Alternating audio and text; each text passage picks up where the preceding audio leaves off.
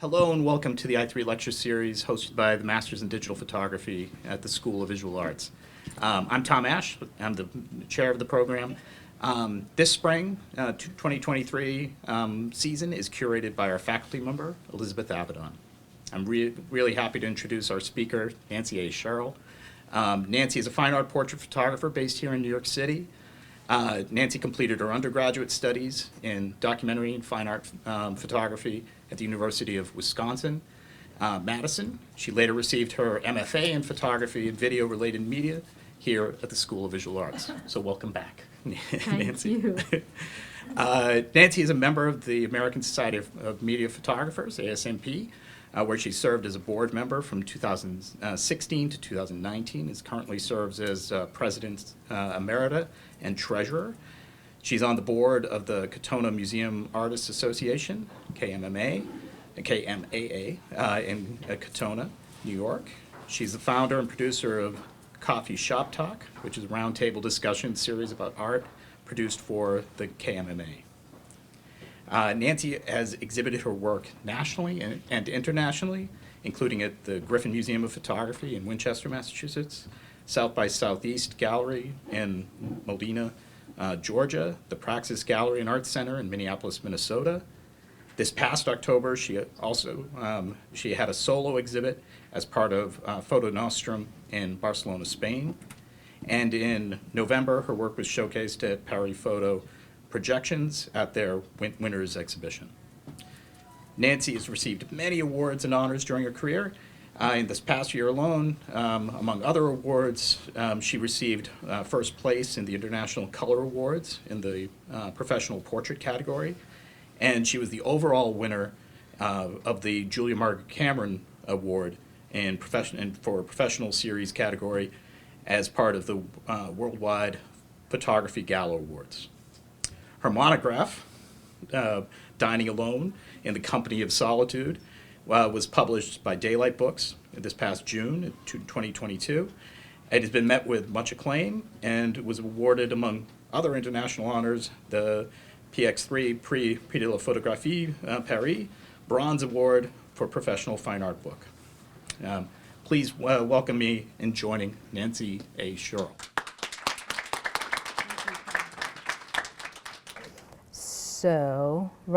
So I just want to thank Tom Ash, chair of the MPS Digital Photography Department at the School of Visual Arts, because it's really a pleasure to be here. Certainly I want to give a shout out to Elizabeth Avedon, guest curator, for including me in this spring lecture series and for starting off the program. Special shout out to Marco Kovacevic, Director of Operations at the School of Visual Arts, and also to Sarah Serafin, the studio manager. I also want to slip in a sort of a double thank you to the School of Visual Arts at large, and more specifically to Charles Traub's department, which was photography, video, and related media, where I got my MFA years ago. So it's just especially nice to be back here and presenting. Tonight I'm going to share with you my series, my long-term series, Dining Alone in the Company of Solitude. And it's also a recently published and first published monograph that I'm very proud of, published by Daylight Books. And it's a deeply personal project, which I will get into. But before we really start, I just want to expand a little bit about my background, only because I feel that it will help create some context so that you can understand where I conceptualized my work and how I evolved it over the years. So I'll begin by saying that, like many of us, I got my first camera when I was 7 years old, and it was a Brownie camera. And I would just work really hard to emulate my father's wonderful family portrait sessions, but I would stage my stuffed animals and those were my subjects. But I think that that was the first time that really piqued my interest in pictorialism and in staging. I will also throw in here that my father was not only a photography enthusiast, but that he was very interested in the still and moving image. And I loved the being around all of this lens-based media, and I would really experiment with it when I got a little older. So that included the 16 millimeter, the Super 8 film, and of course his 2¼ and 35 millimeter. It included the darkroom, it included the splicing and editing that he was into way back when I was just a child, really. I was getting a little older and just really enamored and interested in process. So that was one thing that I think in really played a role in my interest in this staging. And then the other thing is that my parents were very interested in the visual arts, and they loved photography as an aside, but they subscribed to magazines like Look and Life and National Geographic, and I just loved flipping through the pages of those magazines. And it, without a doubt, piqued my interest in social documentary work. So, having said that, years later, I did connect to the photography medium and dabble with it all through the years, and got much more serious about it when I went off to college, when I went off to high school. And then when I went off to college at the University of Madison, I was extremely serious about it and really wanted to pursue it. So I drew from the journalism department, social documentary from the journalism department, as well as from the art department. And I really did spend numerous hours in both darkrooms, just exploring. It was the tail end of the Vietnam War era, and these were heady times at the University of Wisconsin. The anti-Vietnam War sentiment was very strong on the Madison campus, and I can only tell you that I felt very immersed by it, and I was very enthusiastic by it. So in the journalism department, the discourse really sort of evolved around yellow journalism and how we could document photography and bring more truth to the stories that we were reporting. That was the journalism bent. And then in the art department, one of my favorite teachers and most memorable teachers was Cavalier Ketchum. And he really distinguished between making pictures and taking pictures. So that was a big influence for me, because I was just soaking it all up.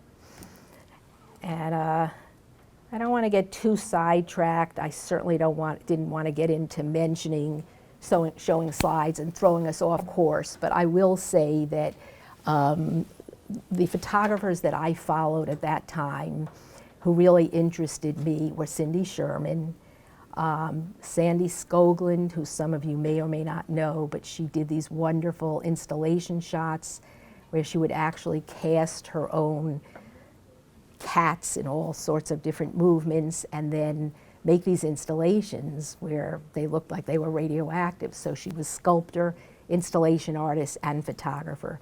I loved her work. And then, just to name another one, there were so many. Martha Rossler was somebody that I just really admired, because during the Vietnam War era, she was just really at the cutting edge of getting into conceptual photography, and she would take pictures of the Vietnam War and superimpose them, really do the darkroom work and bring them into the American living room, so that her commentary was really that this is not just over there, this is our war that we're fighting. So those were the main people at that time that I admired. And I will also say that way back then, I was very, very interested in my black and white work, loved spending time in the darkroom, but I was really also developing a passion for color. So I really loved color and I loved cinematic lighting. The more I could learn about it, the more I could do it, the more I was in bliss. So with that said, tonight I'm going to share with you my dining alone in the company of solitude work. And it's also my first monograph. It was published by Daylight Books, and it was released just this past June 2022. So I'm very proud of it. It's a deeply personal project, which we will talk more about. So I'm going to start by talking about Laura Presley, who's the executive director at the Center in Santa Fe. Laura Presley actually did a portfolio for me during COVID, nonetheless, and I just really loved the way she responded to my work, and later asked her if she would consider writing a foreword for it. So she wrote this beautifully researched foreword, and one of the things that she said was that these images unfold in a cinema verite style so that the camera is used to unveil truths in a documentary approach. And I really loved and appreciated that she wrote that, because remembering that when I was in college, so even though this is years later, when I was in college, my whole interest was really in telling the truth somehow, even if it was veering off from social documentary work. So I was staging my pictures, but I loved this cinema verite style, which was allowing me to capture some of that truth. And the way I would capture the truth is that I would basically, we'll talk more about this too, but I would basically ask my subjects if they were interested in participating in my project. And then once they agreed, I would coordinate it with the designated restaurants that I saw they paired well with. And then once they agreed, I would really just give them one directive. And it was a challenging one, but they all did really well with it. I had set up my strobe lights, and of course I had my handheld. I didn't like being restricted by the tripod, but I had a clunky Nikon camera. And I would basically say to my subjects, just whatever you do, I ask you to ignore my presence. And when my strobe lights go off, ignore my strobe lights. Just pretend it's noise in the restaurant. And really try to get into your own space and act out how you would feel when you dine alone. So most of them did a really great job about that. If they got stuck and they just needed a little direction to get them back on course, I would just say, look out of the frame, conjure up your own story, and pretend that you're either looking at someone else or that somebody's staring at you or whatever. And it worked. So that was one of my methodologies. And the other thing that I happened to do, which I learned years later is not completely necessary, when you do fine art projects, you do not need model releases or property releases. But I would always give a model release and property release to my restaurant managers or owners and to my models. And the reason was because I really wanted to spell out that this was a fine art project, specify that it would not be used for commercial purposes, and that way I just felt that it was building trust and really putting my, my intent on paper. So it worked. And what I did from pretty much early on, the way I conceived this project, which I would say started, believe it or not, in the 1980s, was that I wanted to make portraits of people in what I call peopled restaurant interiors.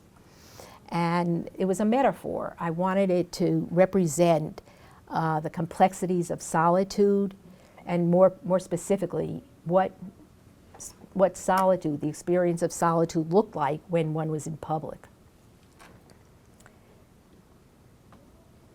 So the original project was called Universal and Timeless, and it was never a part 1 because I never anticipated there would be a part 2, which again we'll talk about later. That happened during COVID.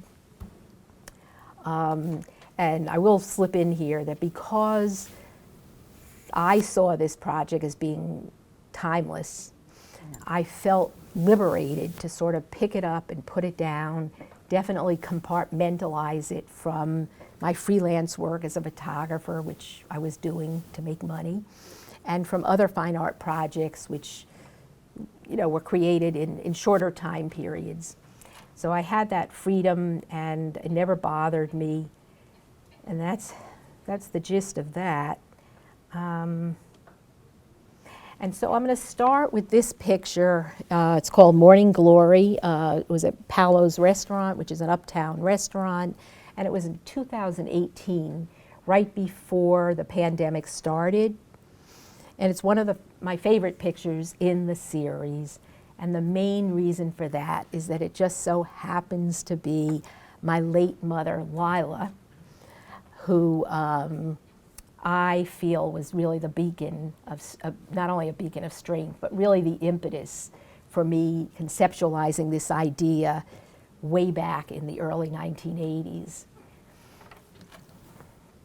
And I can elaborate on that just a little bit and say that when I was in high school, I lost my father. He died prematurely, and that, of course, was Lila's husband. And I shortly after went off to college at the University of Wisconsin in Madison. And I guess I went off, as most people do, with certain apprehension. What would it be like, the whole thing. But I was really, really internally concerned about what life would become for my mother, who, though she was a martyr to boot, and had many friends and loved her family traditions, I was just really concerned about her now being alone and what life would become for her. Secondarily, I was concerned about what life would become for my older sister and my younger brother, and of course, for myself. Well, actually, while I'm on that slide, I will say that through the years at college, particularly the first year or even 2, what I came to witness was that my mother she was wonderful. She carried on, she was optimistic, she continued with her old friendships and her new friendships, and her path was just always forward. So that relaxed me and started making me feel really good, and I felt really encouraged by this. So then a few years later, I graduated and moved back to New York City, and I was fortunate to live alone in the West Village, and I was surrounded by some of the most beautiful restaurants. So that was just really terrific. And I did mention that Lila passed away July 2021 at 93. So in the West Village, I had no problem in meeting my friends and colleagues for coffees, whatever it may be. But I had no problem taking myself out alone either, and when I couldn't get anyone to join me. It was just no problem for me, and I really do believe that because I lived there for about a little over 2 decades, I believe that I really came to know pretty much every restaurant in Greenwich Village. And I had my favorites, of course. But, you know, I would sip coffee while people watching and all sorts of other things. And one day I got this aha moment that I'm a photographer. I've got to do a series about this. It's just interesting me. I always write about it. I always think about it. And I want to do a project about it. So I'm going to jump around a little bit here now, but for each slide I'll add a little something and then we'll open it up for questions. In this slide, it was taken in 2018 at an original 1948 coffee house in Tokyo, Japan. And I think what I want to mention about this is just simply that my approach was to approach total strangers as well as people that I had known. And in both cases, I would basically go up to them, tell them a little bit about the project, ask them if they'd be interested in participating, give them my contact information, and then I will say most of them were very interested in participating in this. Then I would set up I would coordinate and set up a session with the restaurant owners and managers, who also, to my amazement, were extremely cooperative and interested in me in participating in supporting this project. So this is By the Shore Homer Restaurant, 1994. And I don't want to get too much into all these specifics that are probably superfluous, but this is an example of a couple that actually lived in my building a few blocks away. I lived on Waverly Place, and Homer Restaurant was a place that many of us frequented. So, of course, I asked them if they'd like to participate, and they said yes. But without knowing that, my methodology for what I captured and what I was looking for is pretty much consistent throughout these portraits. So again, I would give them direction, tell them to try to totally ignore my flashing lights that would go off every time I triggered my camera, and certainly ignore me, and just to get into their own space, think of everything extraneous as being noise in the restaurant, and to act out how they felt when they were dining alone. So most of them did a great job of that. If they ever got stuck, I'd give them a little direction to get them back on track. And before I move to the next slide, I just want to also point out that so we know that stylistically I used cinema vérité. I loved staging people, and I was totally interested in lighting and color way back when the project really started. But the other thing I want to say is that though I'm not always interested in the technical, I want to share with you that the bulk of this project was photographed with a wide-angle lens. I used a 28 millimeter, sometimes I jump into a 24 millimeter, but the purpose of me doing a wide-angle lens was really to create a distance between the viewer and the subjects.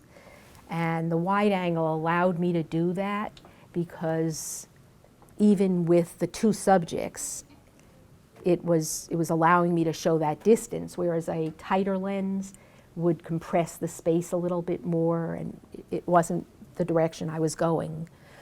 So that's one thing. And then the other thing that I would do is I came in close enough with my camera and wide-angle lens, just close enough so that not so much that there was an intimacy, because I was sort of not going after that, but so that the viewer could see the expressions and the subtle nuances and the body movement, body gestures of these lone diners. So in this picture, for example, I was always interested in color. I worked that out with my subjects, and I was very interested in light. I wanted the lighting to be subtle, you know, sort of nostalgic, and I had the light source coming from behind the gentleman, so that both the gentleman and the woman are sort of looking into the back of the restaurant, and it gets a little darker, they're looking into shadow.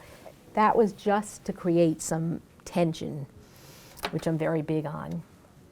In addition, I like to leave certain questions open-ended, that I also think sort of add to the pathos of the portrait itself.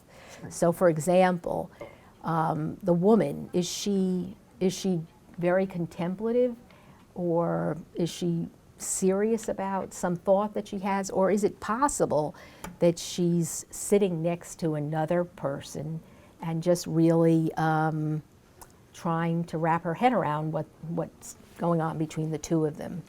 So in this portrait, something else is going on, but it's the same similar stuff. I always make this point that when we dine alone and when we go to restaurants or public places and we look at people, we don't really know what our subjects or the people that we're looking at are thinking, feeling, or emoting, because it's not always obvious. But what we do know is what is in the picture itself. So we do know that the Tiffany light above them is lit, as well as the wall lights at each table booth. And we do know that there's a certain element of nighttime brought inside. It's a little dark. And short of that, we don't know much. But my technique, and I am prefacing this by saying that I recognize as artists, we can't orchestrate how people are going to interpret our work. We can't orchestrate anything about it. They're going to tell their own stories, and that's fine. My point of view for this work was really having to do, going back to my mother, that a lot of people take themselves out, and they're actually very strong and independent people who are able to confront themselves. They're able to confront their fears and their anxieties and their conflicts and their mistakes, and it's a certain strength.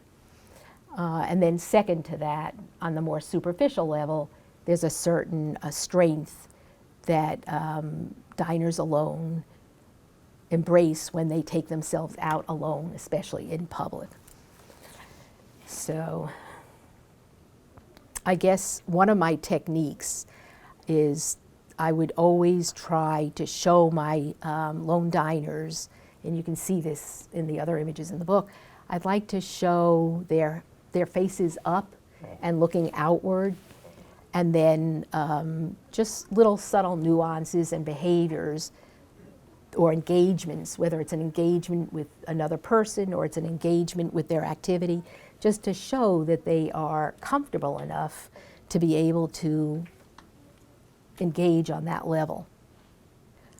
And this is just something that I think I talked about before, but it's important to me to mention again because I feel that the diners the lone diner subjects in my series are both observers. They're looking at other people or they've got their own mindset, and they're also being observed by viewers. And then there's that other element, which is that when we're looking at pictures such as this, we are the viewers. So we are the ones who are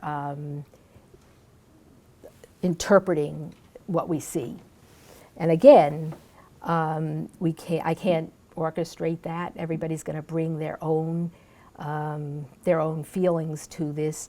I feel that viewers often project their own emotions and feelings to the various narratives that they are interpreting.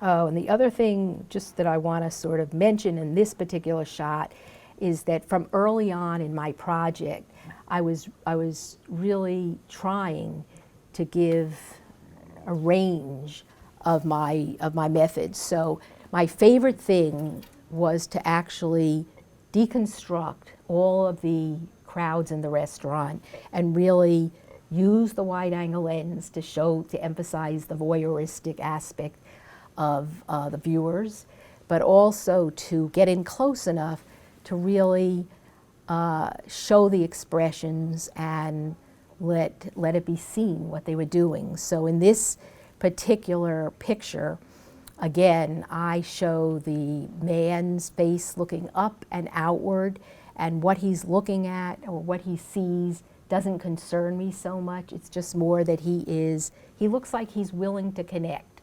So that's just a technique that I like to use. Let's see. And in Cafe Villager, Cafe Borgio was a Greenwich Village cafe that I happen to love. It goes way back to 1990.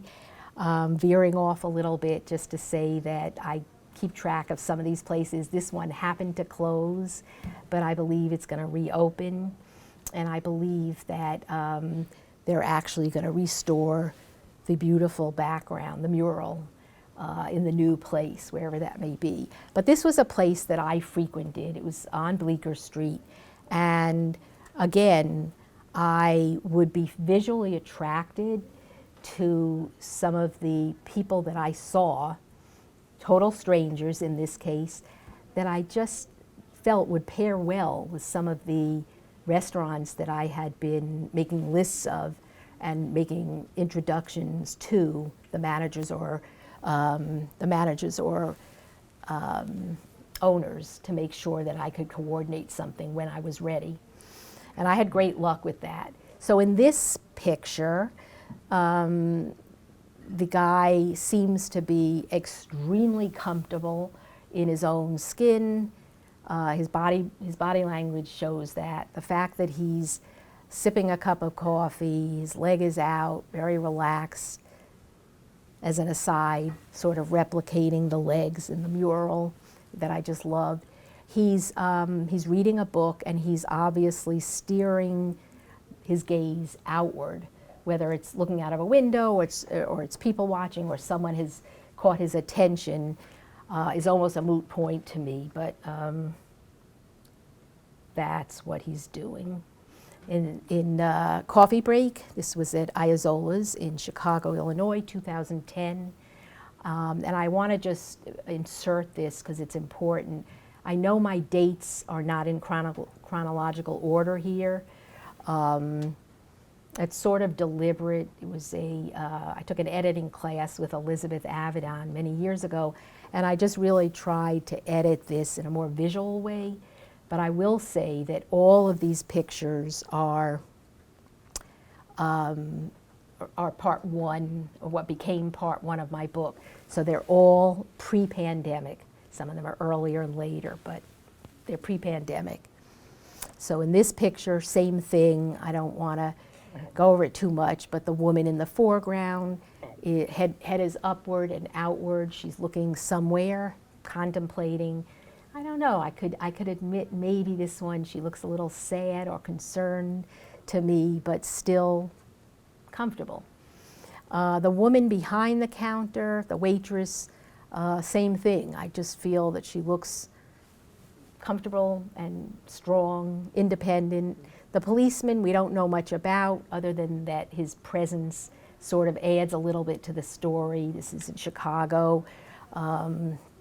Actually, it was not in the best neighborhood, and I just thought of that added to the interest. But the big thing is that no matter what these people are doing, the restaurant is basically empty, or at least the part of it that's in frame. And yet these three people are in their own spaces, in their own worlds, dining alone. Rose and Wine, this was taken years ago, 1989, at Bondini's in the West Village.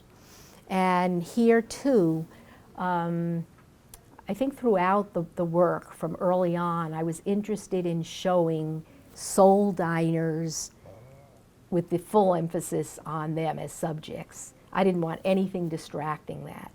But then I started realizing what lies outside of the frame, though it's just as interesting as what's inside of the frame, and it can be suggestive that there are other people around.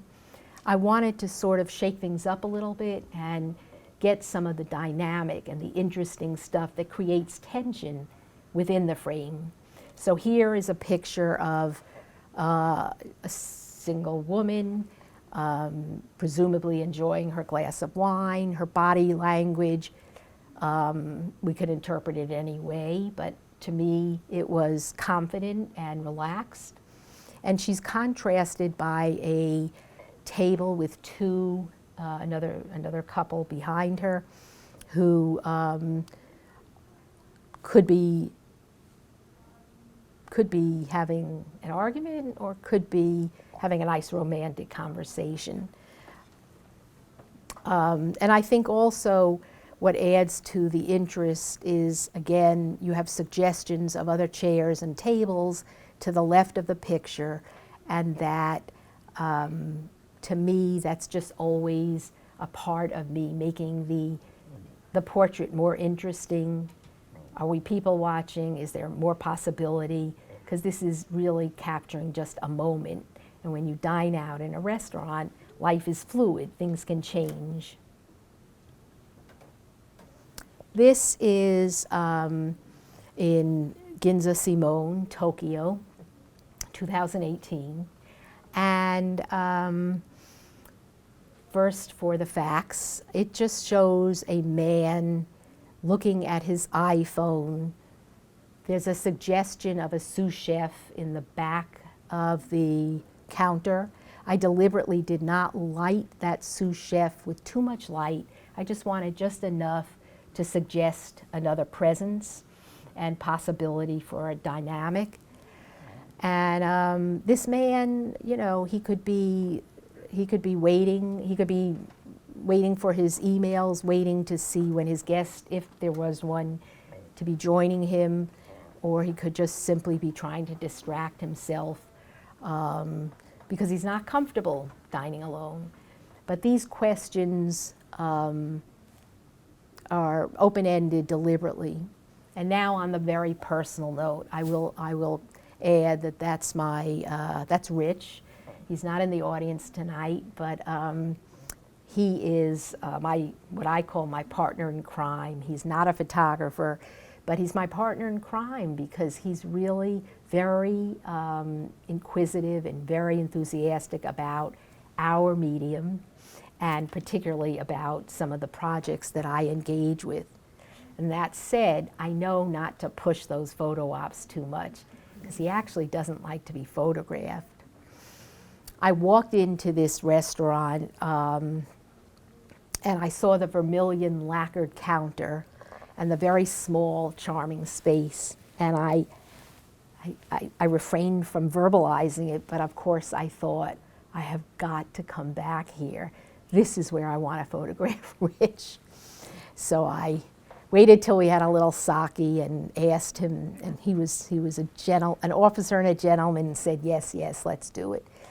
So that's another picture that I'm partial to. And then I have in my notes here, I don't know if it's a good time to say it or not, that a lot of the portraits in this series are biographical and autobiographical. In this particular picture, again, I'm shooting the wide-angle lens, coming in relatively close, and I feel that people can interpret this in a very concrete way, which many people do, or they can really look deeper and try to come up with hidden meanings or something else that might be there.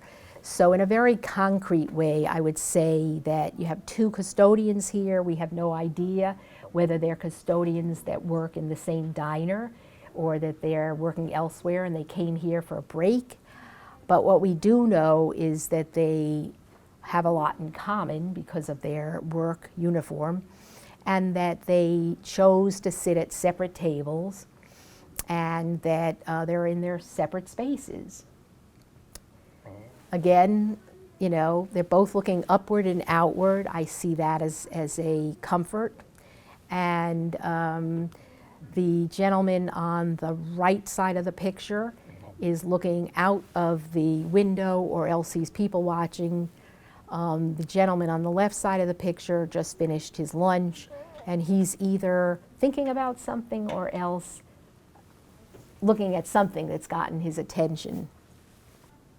So again, you know, I feel that the viewer can really interpret this any way they want to. And in this picture, there's a definite dynamic going on within the frame. You have a very flirtatious twin sister who's trying to get the attention and engage with the single man who's sitting to her right at a table at his own table. And you have her twin sister that is either waiting for her order or is just sort of disgusted and used to her sister flirting and doesn't quite know what to do with it. But regardless of what it is, I think that one of the things that helps me build and create a certain pathos in these pictures is that they're photographs, and even if they're staged, they're representing something that's a moment in time. So this moment, it looks like the gentleman is disinterested or certainly reluctant in engaging with this flirtatious woman. But at another moment, something might evolve, and I feel that that's part of the mystery and part of the tension. This is called Traveling Alone, Dining Alone. It was at a restaurant dining room on a wonderful trip that I was fortunate to take in 2014. It was in Lake Inle in Myanmar. And I was taken by the lone diner, who is obviously independent and comfortable to take himself out to such a remote place. And he's looking at his iPad.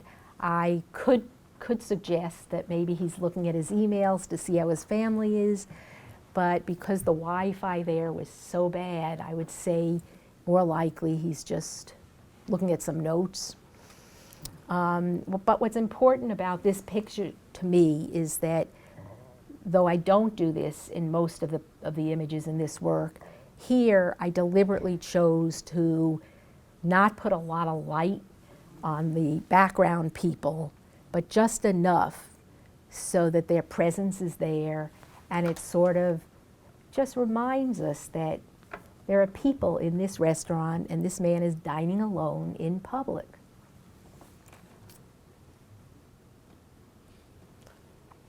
So, artists who have influenced my work. You know, I want to just throw in here real quickly that I got a little stuck on this because there are so many artists who have influenced my work. I loved color way back in the 1980s. So obviously I did a lot of looking at Eggleston and Stephen Shore, and the list goes on. I loved people who were staging their work, so Cindy Sherman's, Sandy Scoglin, you know, and the list goes on. There were just so many. But I chose to really talk about Cartier-Bresson's decisive moment because I really use that methodology, and I use it much more when I do my street photography portraits. But, and actually I will say that I recently learned, I don't know if I put it in here, but I recently learned that actually some people feel this notion of Cartier-Bresson's decisive moment is a little outdated, particularly for those of us who are doing staged work. because of course you're going to frame your camera, you're going to get the main elements in it, and then you're going to wait for the right moment to get those body languages and everything. So it's probably a little less relevant for cinema verite or stage photographers, and more applicable to street photography, perhaps some of the social documentary work. But for me, I really want to say that I do use it, and I did use it a lot in this series. I would stage my people in my frame, the lights would be there, they had their direction to totally ignore me, and then I would go to town. But instead of just shooting and not looking, I was really looking for the subtle nuances and the body language and the facial expressions, if I could see them, and then I would click my shutter. So I'm enamored by him, and I continue to be. And then I recently had an article written and was interviewed by a colleague. Some of you may know her, Diana Jean-Nicolet, and she is a fabulous fine art photographer. She's also very active with being a contributing writer to some of the photography magazines. So she interviewed me and wrote an article for Blue Mitchell's 112 magazine just a few months ago.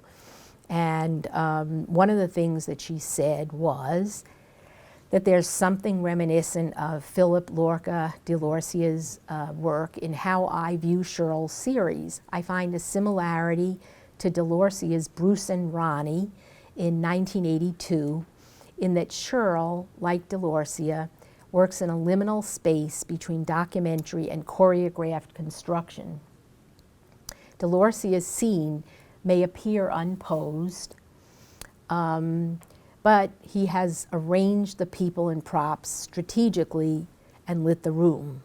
Scherl also directs her sitters to look outside the frame, I will add most of the times, and she illuminates her settings. So I was flattered by that, and to a large extent, I really agree with it. This is an example of Bruce and Ronnie, 1982, when it was in the MoMA, that Diana is referring to. And it's just a very natural, could be social documentary image, but it was the methodology was different. It was staged. So say that. And of course, I always like Jeremy Crutzen's work. If any of you are involved with him, I didn't want to get sidetracked, but he's another one who does a lot of staged, choreographed scenes, and it's just really wonderful because they're very intricate. So I really appreciated that analogy. And then I will just say that recently, how many of you went to the Whitney Museum to see the Hopper exhibit? It's good. It's great. I strongly recommend it. And I've always loved Hopper ever since I was a young child. I was exposed to museums. And one of the reasons that I love Hopper is, like many of us, I love what he does with color. I love what he does with lighting. And I personally really love what he does by making this spatial relationship between the space that his subjects are in and how the subjects are relating to the space, and similarly how the space is affecting the subject. So that's the main reason I wanted to put him in here. But I will say that while I was at the museum, I had known this, but I totally forgot it. And I want to share it with you because it's really interesting. So I think a lot of us think of Hopper as making paintings that had a lot to do with alienation, a lot to do with subjects that were isolated. But I learned that actually he denies that That was never his bent. He in fact deconstructed the crowds, and he focused on his subjects so that they appeared to be, you know, either alone or with one other person. But he was really interested in how the urban landscape or the rural landscape was affecting his subjects. So I found that just to be interesting. And of course, I chose to use this picture as the one I talk about. I know you can imagine why. But again, it's automat. It was taken in 1927. It was made in 1927. But the things that I loved about this is that Hopper is actually doing what I love to do, which is he's deconstructing all of the crowds, putting full focus on this woman, and yet he's alluding to the fact that she's actually not in an empty space. She's in a restaurant, she's in public. The reflections of the people that are at the restaurant are reflected in the back window, along with the light fixtures. And I don't know, I just really love this particular painting because it gives dimension to what is in front of the woman by showing the reflection that's behind her. And then I'd like to say that the imagery that I create sort of lures viewers into what I call my psychologically charged worlds, and they allow for reflection on the human psyche and their individual circumstances. But one of my big things is that I really do feel what is seen within the frame is equally as important as what is unseen and falls outside of it. And so I'm going to conclude part one with this series, with this picture. It's called The Extrovert. The restaurant is unknown, but it was somewhere in Photography City, or what we used to call Photography City, somewhere in the 20s off of Fifth Avenue. It's long gone. But in this picture, again, I'm using a wide angle, and I'm deconstructing all of the crowds, all of the noise that might be behind them. In this case, it really was a working kitchen. I didn't want to see it. And the emphasis is really on the dynamic between this drag queen and the presumably single woman who is seated to the left of him, to the image right. But the tension between them is what I'm always interested in capturing. He seems very flirtatious, very, very eager to engage. She seems more hesitant, but she's not ruling the idea of engaging. She's not ruling it out. You just see a little bit of reluctance. And we also don't know whether she came into this restaurant and has someone to her left side joining her because of the way it's cropped.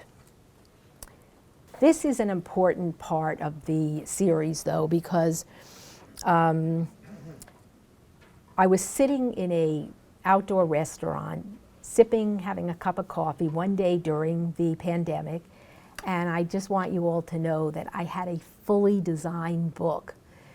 Bonnie Bryant was my designer. It was gorgeous. And I was really ready to get the book published. But I had this aha moment, and I decided it's just preposterous that we're all experiencing this pandemic, and that it's elevated the solitude that we once thought we knew, particularly in pre-pandemic, to a level and a realm that we couldn't wrap our heads around. And it really did bring, I know it brought me there, but I'm sure it brought many people into the realm of feeling incredibly isolated and very alienated. And so I decided I simply had to expand the original scope of my book. And I see my notes are throwing me off here. I'm not going to go there. I'm going to go here. So part 2 of my book, I changed the title. Part 1 was Universal and Timeless. Part 2 became Universal and Timely, since it was specifically referring to the pandemic. And what I felt was that since so many of us, myself included, could not see or be with our loved ones during the pandemic, especially during the lockdown, it was pretty frightening, and it was very anxiety-provoking for both sides. And I've heard many stories about, from many people who couldn't even be with their loved ones because of the lockdown in the hospitals when they were basically barely breathing. So as a result of that, I think that what I was trying to capture here was how out of the norm things had become, and how out of the norm the dining alone experience had become. Because basically all of this intense isolation and alienation that many were experiencing, it sort of forced all of the pre-pandemic dining alone experiences. It forced us to sort of just stop cold turkey. We weren't doing them. The restaurants were folding, they were closing, and they were trying to find new ways to at least allow for an outlet so that people could enjoy some sense of dining during the pandemic. So I start this project with 2 Polaroid transfers. And for those of you who don't know, Polaroid transfers is something that I loved doing all throughout the 80s and probably well into the 90s. I know people who still do them, but they've lost their, it's harder to get Polaroids. But basically, it was film with a positive attached to it, and you would expose it and wait the appropriate time, peel away the Polaroid, and you'd have your pretty accurate picture of what your picture would look at. So it was obviously pre-digital. But the art part of this process is that you really had no control over how your Polaroid transfers were going to come out. And if you peeled too quickly, or the temperature wasn't quite right, you would get these imperfect pictures with some of the emulsion picked up, or you'd get a lot of noise on the pictures. And you would basically take that negative, which had the emulsion on it, and you would transfer it. These are also called image transfers. You would transfer it onto another surface. So some people used, I used watercolor paper, but you could use other surfaces. And I just loved them. I felt that they were really artful. I also felt that they resembled faded frescoes. And conceptually, what I was really trying to do is just, and I write about it in my book, but I was really just trying to explain and make an analogy to the fact that pre-pandemic experience of dining alone had become a faded memory. Nobody was really dining in these beautiful restaurants, even if they were coffee shops or cafes, with all the ambience that they offered. All of that was becoming faded and moving into a much more bizarre realm. So this is an example of, it's not in the book because I'm just doing it to sort of refresh and remind. So this is an example of those 2 images, not faded, that were in part 1 of the book.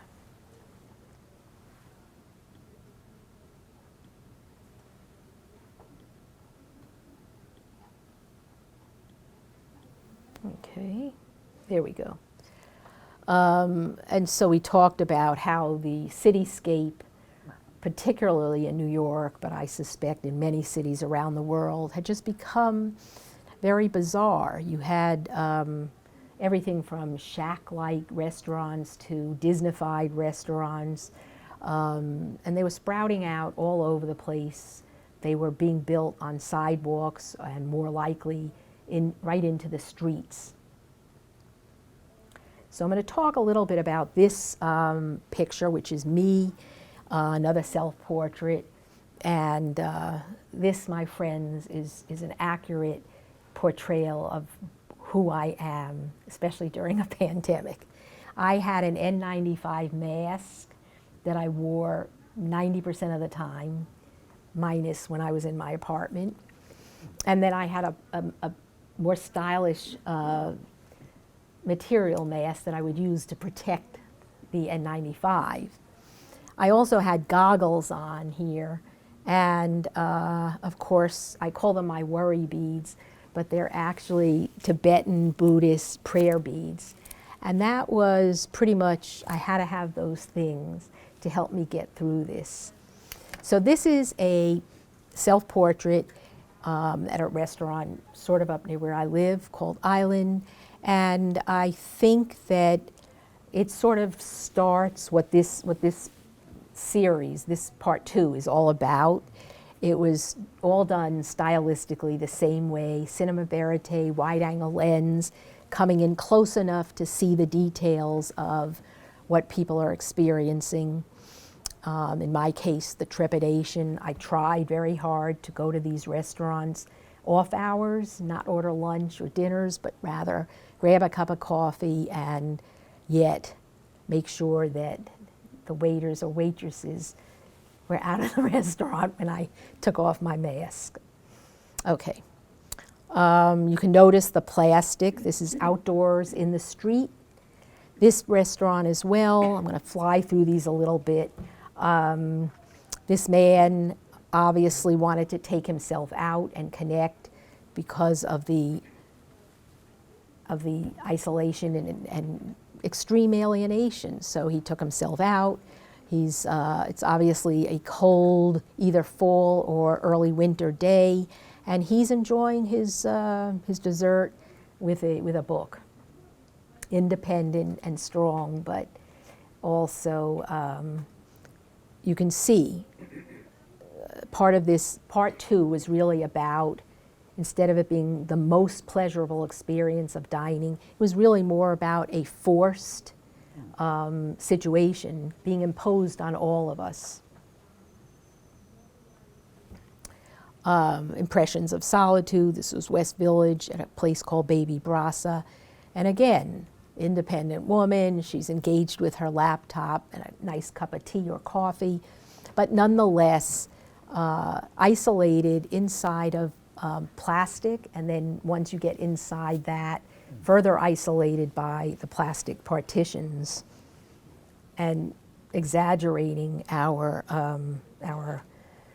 experience. And this one, again, it's actually emphasizing.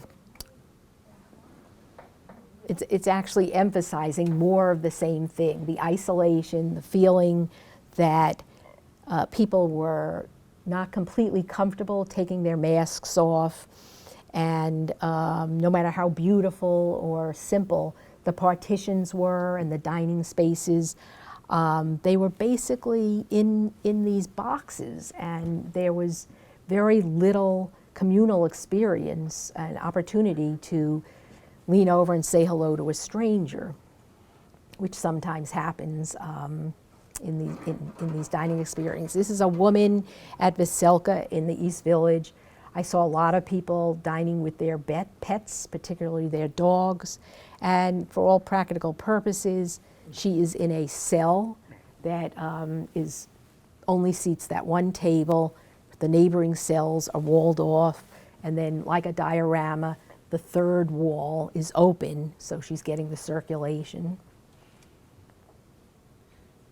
Okay, same concept, stars, stripes, and checks at Paul's de Burger joint in the East Village, 2021. Most of part 2 was taken in 2020 or 2021. And at Ula's, you had these plastic bubbles, which I know were seen at other restaurants, but once again, even though we see people dining together in the first bubble, I would say that many people were dining alone in these bubbles, plastic bubbles, or plastic tents, masks on, masks off, but really more isolated than we were used to. So I conclude with this shot. It's another self-portrait, red shoes and velvet curtains, and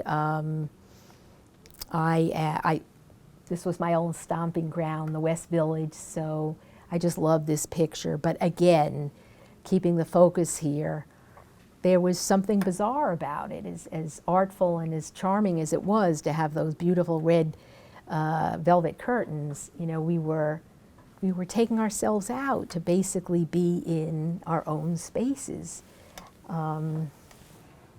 So I think I pretty much covered everything, and I think that that I'd like to conclude on a positive note and then just open the floor up to some questions.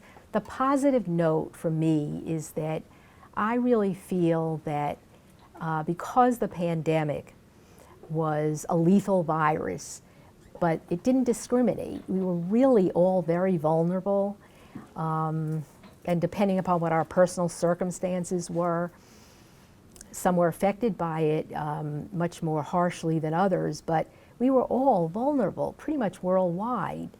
And I feel that that alone, paradoxically, really sort of connected us all and maybe helped us all to come to terms with the fact that when we dine alone, it's not so bad.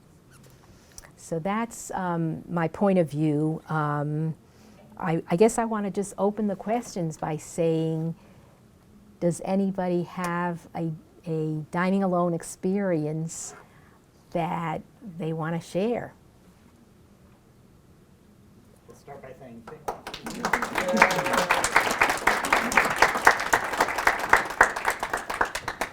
I'm curious to know if you could summarize, because we're short on time, about your journey about cultivating a line of ethics and consent as it relates to dealing with the stranger. Because as an emerging artist, I also struggle with, if I ask for their consent, I might not get the authentic positioning that I need. And if I do, I might get a different reaction. So how does that play with positioning and also building your own line of ethics when going out to photograph various subjects? Okay. Yeah, I like that question. It's something I continue to give thought to, especially once I learned that with fine art photography, can you hear me? That you don't really need model releases if you're not going to use it for the cover of the book, or you're not going to use it for anything commercial. So that's number one. I chose to give releases because I like people that I'm photographing to really have that rapport with me and know what my intent is. But I think you're also asking me, how do you communicate?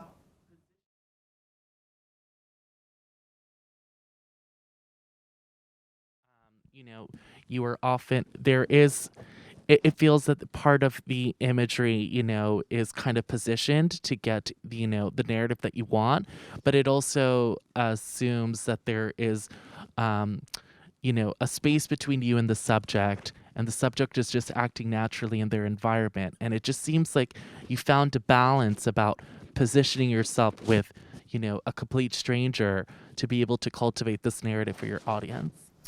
Okay, I think I understand. So basically the way I decided to approach this was to, particularly for the strangers, they didn't really know anything about me. So they innately trusted me, which was the most flattering part of, I think, for all of us for doing photography. But the way that I really wanted to make sure that trust was there was to put in writing what my intent was. And I actually had some model releases that as Marco knows, I had many of the model releases that ASMP had put together. But in this particular case, I actually took my model release and went to a lawyer and had her adapt the verbiage so that it was really clear that I was using this for fine art purposes. And that was it. That's all I really wanted. And I think that that helped build a lot of trust, you know, because once you get into the more commercial aspects of releases, it just complicates things more. People, you have to give them something, and it gets into royalties, and it gets into a lot of things that are fine if you're going that route, and they're necessary if you're going the commercial route. But for this, it just wasn't part of what I was expressing. I just wanted to keep it really clear. This was my intent, this was my usage, are you okay with it? And that was it, and they were. Hi, I have a quick question. Thank you for a wonderful talk. The work is beautiful. My question is, you mentioned a lot, you were talking about, like, even when you were in school, that distinction between picture takers and picture makers, and so much of what you spoke about was about the space between documentary work and staged work and conceptual work. I often, as a photographer, struggle with feeling like as photographers, we can't do both, or sometimes the world of photography seems to prioritize one over the other, as though documentary is some higher form of working than a staged conceptual work. So can you speak a little bit about that in the sense of, do you think that the distinction between the two is useful or even real? And how, as a photographer, because you mentioned an American Society of Media Photographers, I know there's times where in a news context you have to work documentary for the purpose of ethics. How do you advise that photographers navigate those two categories, move between them, and not feel fenced in so that they feel like they have to pick one or the other for their body of work? Okay, so I will tell you that's my favorite question so far, perhaps even ever. Because mostly I will say that I still try to massage that question, because everything you said is true. But for me, I feel that for this work, for example, it really became relevant because I would say all of the pictures in part one were staged. They were staged. That was my methodology. I was going after that nostalgic feel, and that's what I wanted. However, when we moved into part two, I felt that I felt that I wanted to keep that, but I also wanted to sort of interweave it with some of the more street photography, and the reason is because a lot of what was going on with these constructs that were built into the streets, they really were, as I'm sure you've all witnessed, they were really like dioramas, and they had an open side, and you could walk down the street and do your street photography. And by definition, unless you don't, you were sensitive, as we all are, to not wanting to interfere with their privacy. There were body languages and ways that you can work around that. But I did do some of that, and the reason I did do some of that is because I really felt that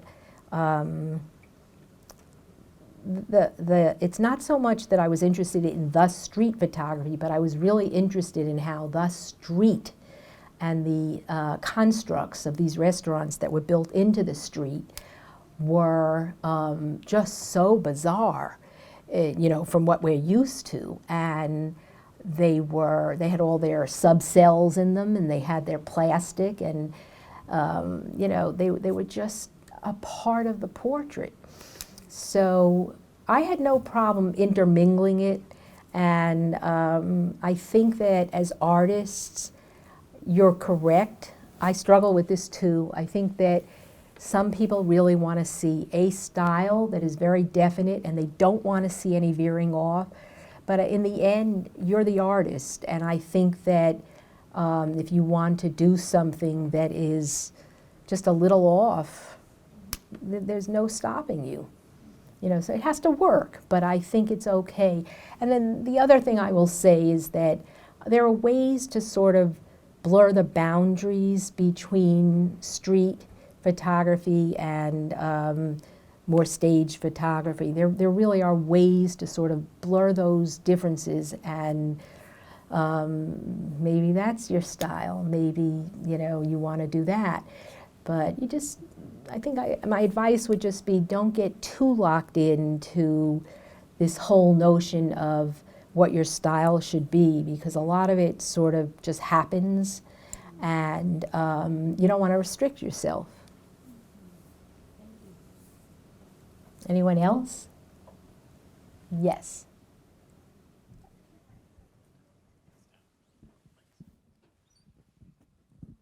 Hi, that's a really amazing long-term project that you were working on.